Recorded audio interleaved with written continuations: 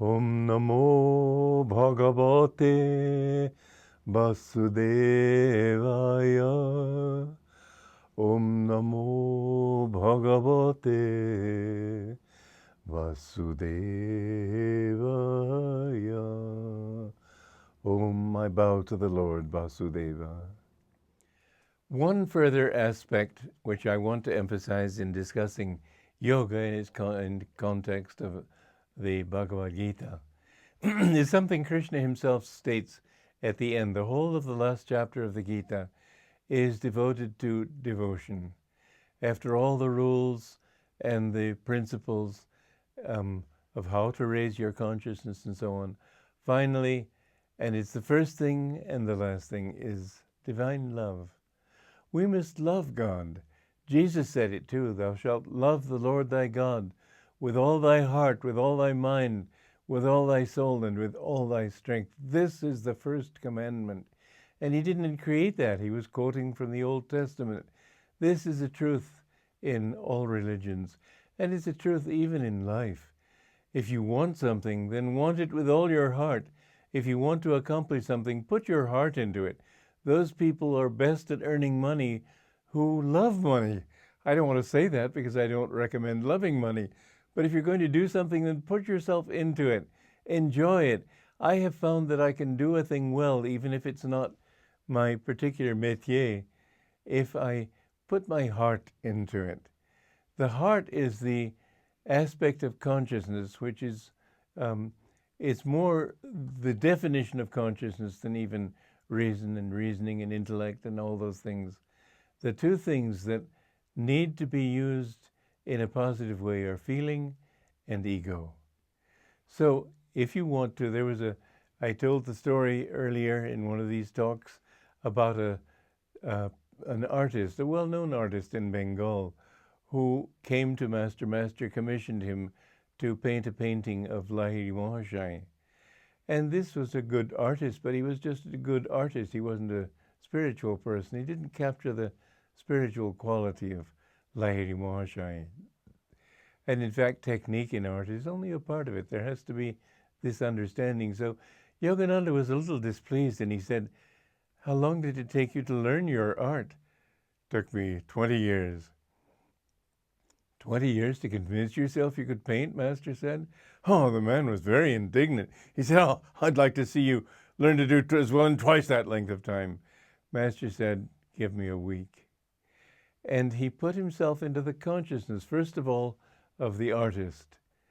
And he several attempts he made, he had to throw away. But each time he tried, and this is what you should do in your yoga practice too. If you don't succeed, try again, try again. Finally, you'll get it. And once you've gotten it right, it'll come so easily. But to get it right, you've got to put yourself in that bhav, in that state of consciousness. And Master had to get into the state of consciousness of interpreting what you see in paint. Then he put his mind into Lahiri Mahashai and trying to get that consciousness into it. And by the end of a week, he had done a very creditable painting. And he asked this man to come and see. And the man, when he walked in the door, Master was hiding behind a door. And the artist looked and he said, oh, who did that? That's much better than the one I did. Master said, you want to know who? So, of course, the skill has to be there. But even the skill you will get only if you tune into it. Now, I myself just don't really think about money. When I was 16, my father wanted to get me a tuxedo, and I said, don't bother, Dad. I'll never wear it. I never planned to go to posh events and so on. I knew what I was wanting to do with my life. It was to seek truth. And I said, in fact, I will never earn enough money even to pay income tax. And my dad always remembered that later. But I have had, because I've started a community, I've had to think in terms of what will earn money and how can I earn money. And I've had to earn pots of money, all for Ananda, not for me. It was a pain for a while, but I finally realized that it was for God, and therefore it was not binding to me.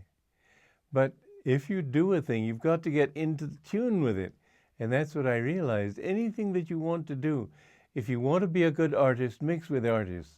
Mix with good artists. Don't mix with hippies and bohemian types. Mix with people who know what they're doing. They're in it not for the romance of it, but for the craft of it. And if you want to be a businessman, mix with successful businessmen. If you want to be a devotee, mix with successful devotees. Don't think that you will be a successful devotee mixing only with worldly people.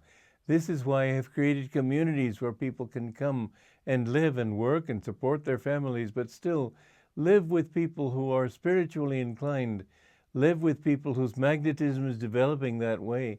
And that magnetism becomes so strong that anybody who comes onto the property where we have these communities feels something. In Italy recently, some few years ago, there was a great earthquake in Foligno. We live near Assisi, not in the direction of Foligno. But people came onto our property somehow knowing that they would be safe. The buildings on our property were not touched. Somehow the divine, it doesn't mean you won't have tests. It doesn't mean that everything will always go right. We had a fire at Ananda that destroyed most of the community. And yet it turned out to be the best thing that could have happened to us, because it freed us from having to have a lot of people who were there as a sort of a joyride. They weren't taking it seriously. Those who stayed and those who came afterwards were more and more those whom we really wanted. But at the same time, I've always, and this is important too, live by those high principles. Understand that you must get in tune with it. When you're in tune with it, you must be in tune with it from the highest point of view, not in tune with how can I cheat people, but how can I be completely, be a man of complete integrity.